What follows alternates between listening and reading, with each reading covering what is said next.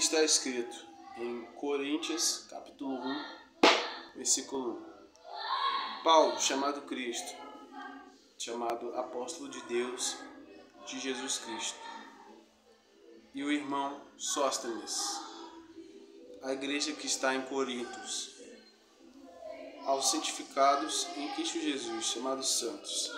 Bem, aqui nesse começo da carta de Corintos, Paulo está aqui se apresentando perante os irmãos da igreja de Corinto e se apresentando aos irmãos que ele reconhecia, que ele amava.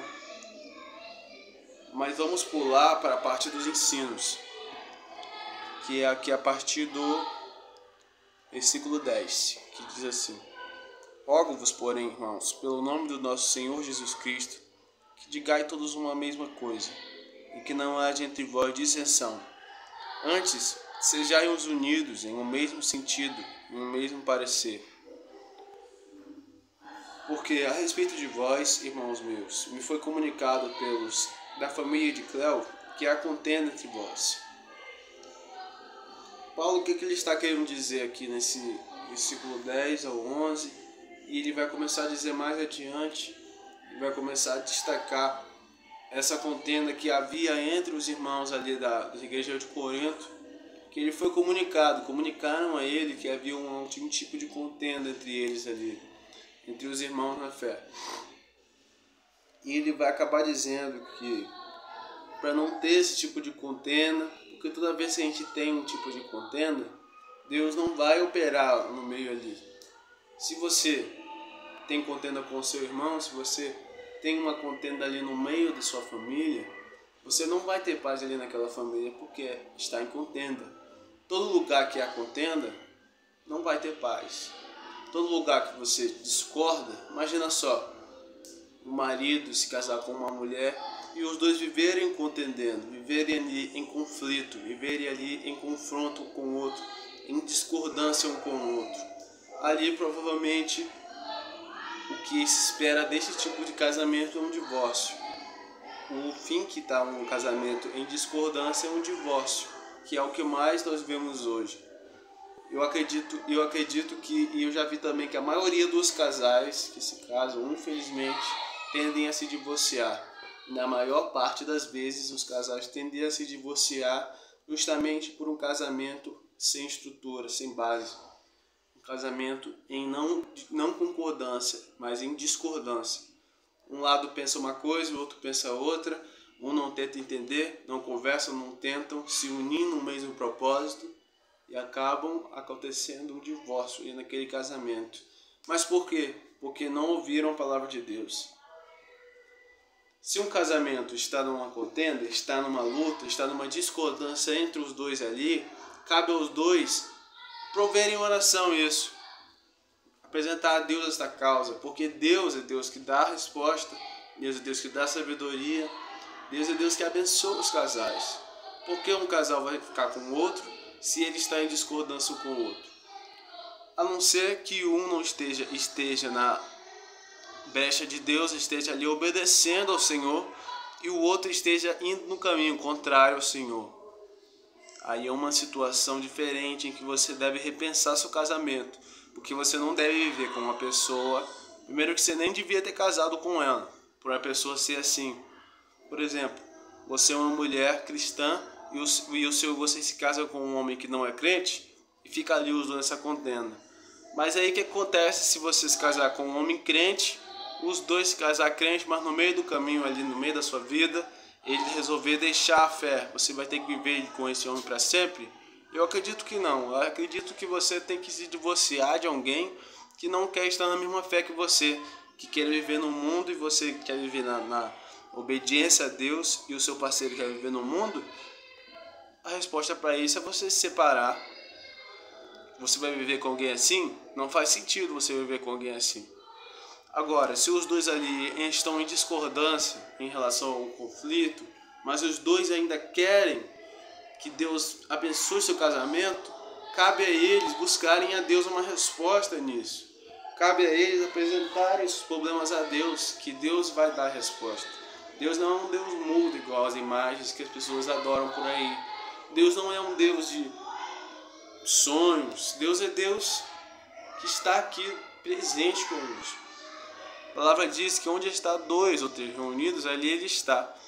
Mas Ele vai estar com 2 pessoas que estão em discordância? É bem difícil isso acontecer, porque as pessoas que estão em discordância não estão fazendo a vontade de Deus. Deus gosta de união, Deus gosta de um propósito em 2 unidos. O propósito de 2 pessoas unidas em uma só é muito mais poderoso do que uma só. É o dobro, o triplo do poder.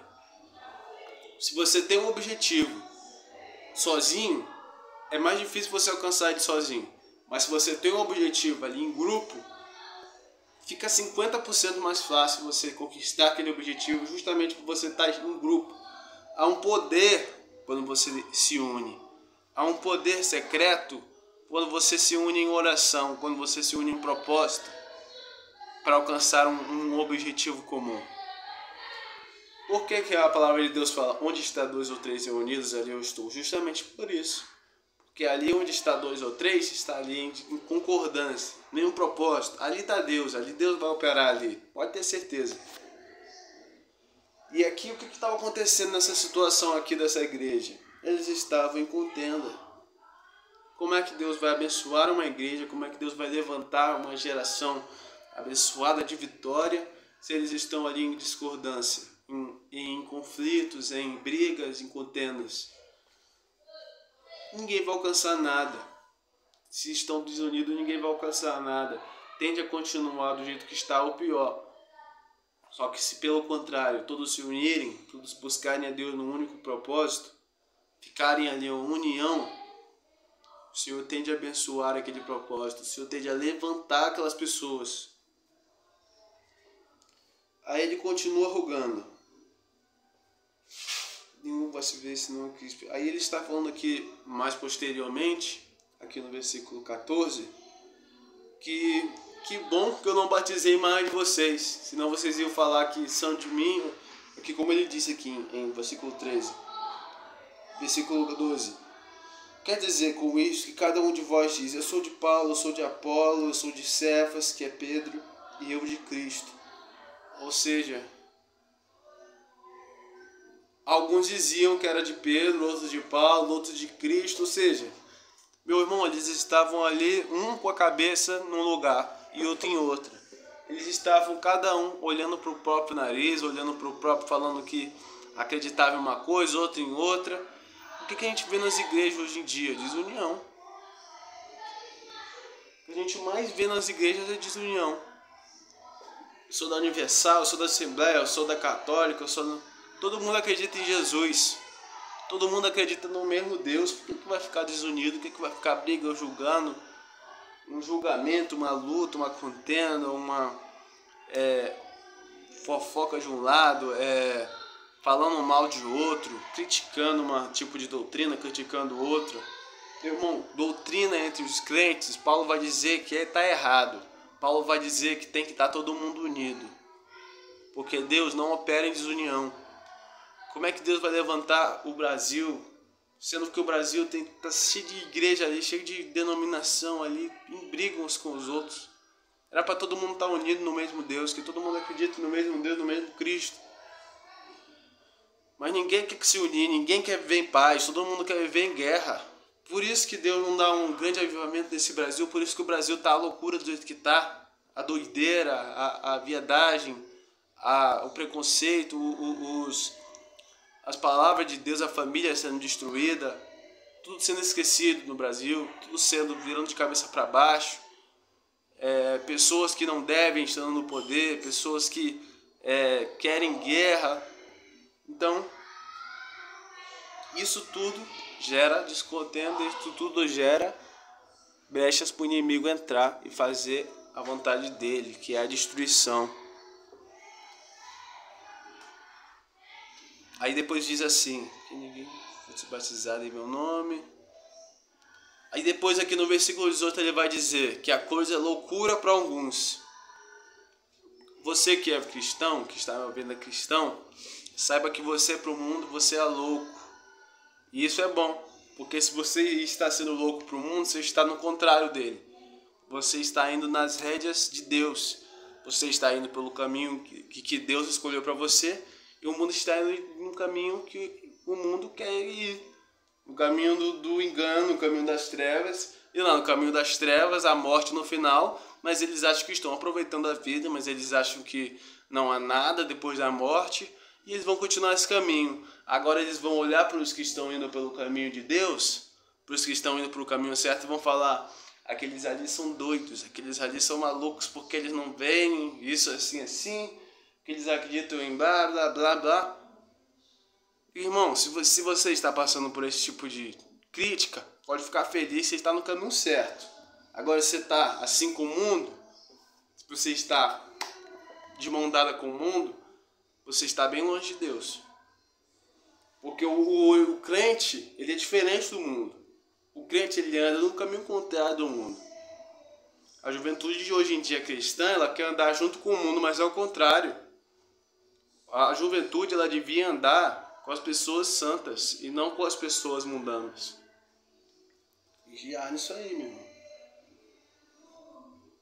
Onde está o sábio? Onde está? Aí ele vai continuar dizendo que a loucura de Deus, que a sabedoria de Deus, para os homens são loucura. Mas é sabedoria, na verdade. É tudo sabedoria de Deus. Toda vez que te chamarem de louco por você estar seguindo Deus, sabe que a loucura para o mundo é a sabedoria de Deus. Você tem que ser criticado pelo mundo e elogiado por Deus. Não é o contrário. Você não pode ser criticado por Deus e elogiado pelo mundo. Preste atenção nisso aí. Mas nós pregamos a Cristo crucificado, que é escândalo para os judeus, loucura para os gregos.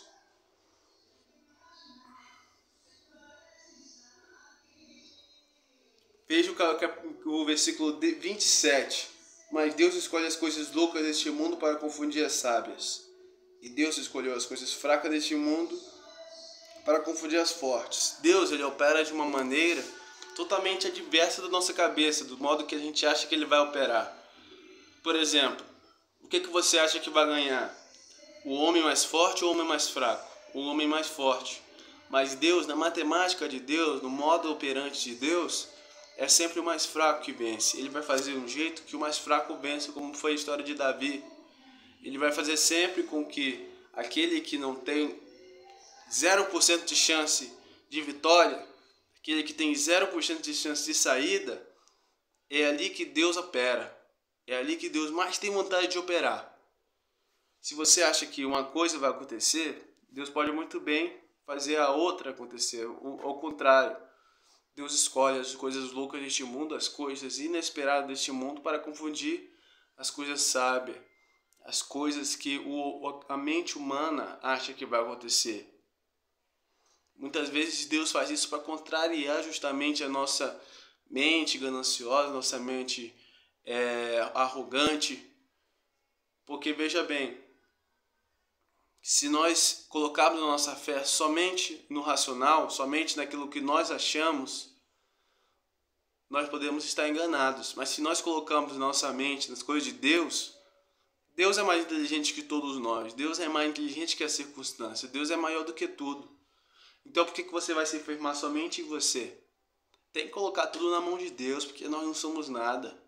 Nós não podemos nada, nós não sabemos do futuro, nós não sabemos como é que vai acabar as coisas. Tudo tem que ser da vontade de Deus, porque sem Ele nada acontece, nada se resolve. E Deus escolheu as coisas vis desse mundo desprezível para aniquilar as que são, para que nenhuma carne se glorie perante Ele. Pois é, se você está se gloriando, sabe que você está no caminho errado, porque a pessoa que é de Deus sabe que somente se deve gloriar somente em Deus. Só Deus merece glória e louvor. Só Deus merece elogios e sabedoria. Mas vós sois dele, em Jesus Cristo, o qual foi feito de Deus sabedoria. Aquele que se glorie, glorie-se no Senhor, justamente. Então, portanto, meus irmãos, se glorie somente no Senhor, não firme sua fé em você mesmo, e saiba que muitas vezes o que é loucura é onde Deus está operando. Aquilo que você fala: ai meu Deus, vou morrer. Ai meu Deus, não tem solução. a situação está num modo desesperado, inesperado, vou morrer, eu vou... Não tem resposta, meu Deus. É ali que Deus mais gosta de operar. É ali que Deus mais costuma demonstrar o seu poder e manifestar o seu milagre.